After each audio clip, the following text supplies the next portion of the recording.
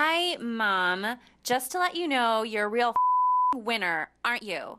You think you're so cool, and you think you caught me throwing up in the bathroom after eating an egg frittata. Yeah, sorry that you have problems and you need to harp on mine because I didn't. And actually, I took which I really just want to all over your face right now because it looks like that anyway. Anyway, I hate you, and I've written you off. So don't talk to me. Don't do anything. I'm blocking you from just about everything. Have a nice life. Bye, Mom. Wow. Oy. Back with Jenny. Can you believe it? No. Lovely, lovely young lady. Lovely. And a reminder, that was a reenactment of the voicemail left by a teen who is suing her parents now. Let's bring in the Behavior Bureau, Judy Ho, clinical psychologist, Leanne Tweeden, social commentator, Erica America, Z100 radio personality and psychotherapist, Samantha Shocker, social commentator, host of Pop Trigger and the Young Turks Network. I'm so upset about this damn thing. I'm afraid I'm going to cuss. I'm afraid I'm going to mispronounce your names. This is a really disturbing story to me. Social media is also buzzing about this story. Sam, what are you seeing?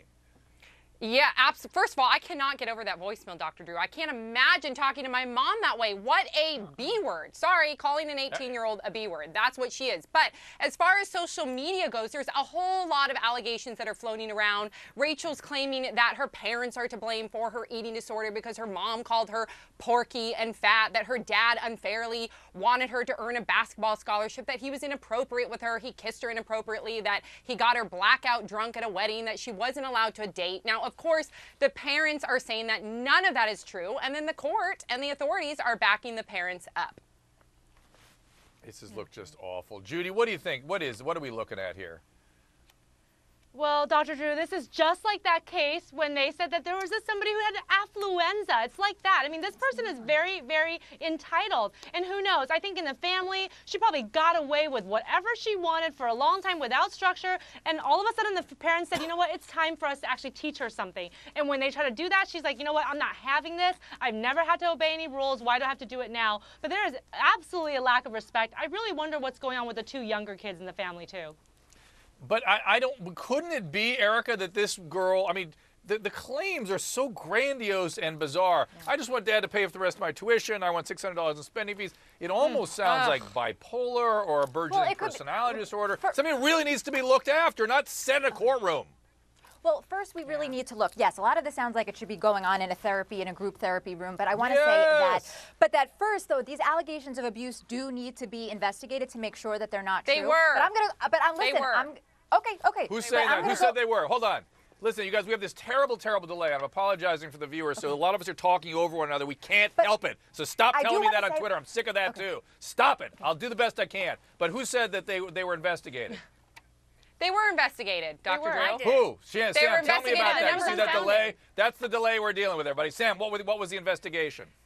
Well, they did investigate to see if these abuse charges were relevant and that they were warranted, and they were cleared. The parents were free and cleared, and they actually found out that the parents were being verbally abused, and they even found out that the mom was trying to help her daughter get help with her bulimia, as the daughter was saying that the mom wasn't trying to help her. So it's just all BS, Dr. Drew. It's all BS. Okay, all right. So, Erica, there you go, Erica. There's the facts. Yes. What do you do with that? Thank you. I still disagree with everybody tonight, and I know listen, I always want to hear the side of the child first. That's just the kind of person I am. I'm close with many teens. I've worked with many teens. What I want to say is, why do they want to take away her last semester of high school? No matter what went down, the place for this girl is in school where there's normalcy. And to pull, I'm not saying that they have to pay for college or for a weekly for clothes, but for high school, I think that was not nice of them to do that. I didn't like that. Well, you know what? You know what? I'll let Jane talk in a second, but I kind of agree with you, Erica. They're guilty of not accessing mental health services when they should have to get the help they need and the guidance, the professional guidance,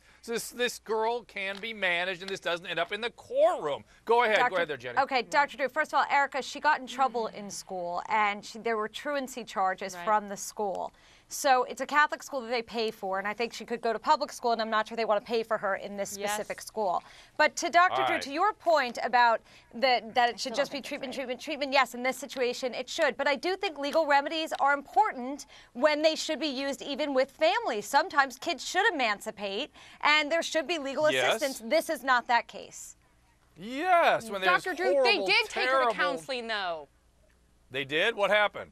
They did take her to didn't counseling, work. so this is why it's so infuriating. They took her to counseling multiple times. She had multiple therapists, and the father gave her strict stipulations. We want you to come home, but you have to continue to go to counseling. She didn't want to do that. She wanted to have her cake and eat it too. She wanted to be able to do whatever the hell she wants, but then have mommy and daddy pay for her. You're 18, not 12, then go get a job and stop bitching. So they may have been doing what was appropriate Dr. and Drew. using whatever leverage they had. Oh, I'm going to let you, I know, Leanne, I know you're going to unleash something on this, but so I'm saving you for last. But they may have used whatever leverage they had, and then what happens to their leverage? Some attorney gets in the way of it. Go ahead, Leanne. Yes. Stop with that Yes. attorney bashing. Okay, let me just tell What do you I mean grew stop up in the attorney South bashing? one They're time. ruining a family here. Are you kidding me? Yes. First of all, this Yep. one specific tell attorney, you Dr. guys, Drew, is ruining one- the family, not every attorney. Okay, Leanne, finish. my turn.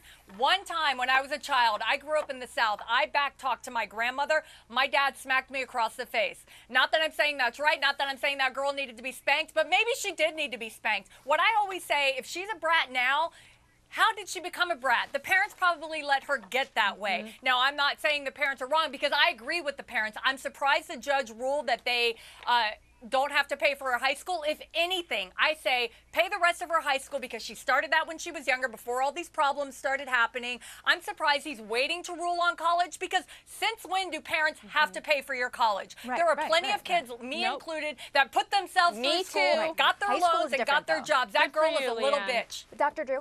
Yes. That's Judy, right. Judy? And Judy. Leanne, I think that they just wised up way too late. These parents wised up way too late when the teen has already gone over everything like what she wanted for 14, 15 years of her life. Finally, they're trying to put the smackdown on her, and she's not having it because she's never experienced boundaries before. That's why she's so Exactly. disrespectful. Exactly.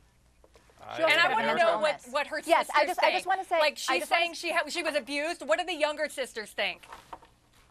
They think she's crazy, but Erica, I want to hear from you because you're taking the teenager's Yes, point of view. So go ahead, finish up with that. I think that there might be mental illness involved here. It could be a bipolar disorder coming out, borderline Yes! personality, where they're That's where I acting out. started So I this don't think talk. we shouldn't be villainizing this teen and making her like this horrible, spoiled brat when she might not be that. She might not be treated for something that she's going I through, would and it's say really bothering let's me. at least say that is a unique relationship between the substrate of that kid and those parents, and it's having something is emerging that should be able to be managed if this legal system didn't get in the way of it. If anything, they Right. should be mandating this family into treatment, Yes. not allowing a It's frivolous, true, but you know ridiculous, what? In the- destructive, in the disgusting last lawsuit segment- from going forward. I will not stand for that. I'm not going to say it's okay on any level. It's not okay. I Yes. have to go to break, ladies. I'm sorry.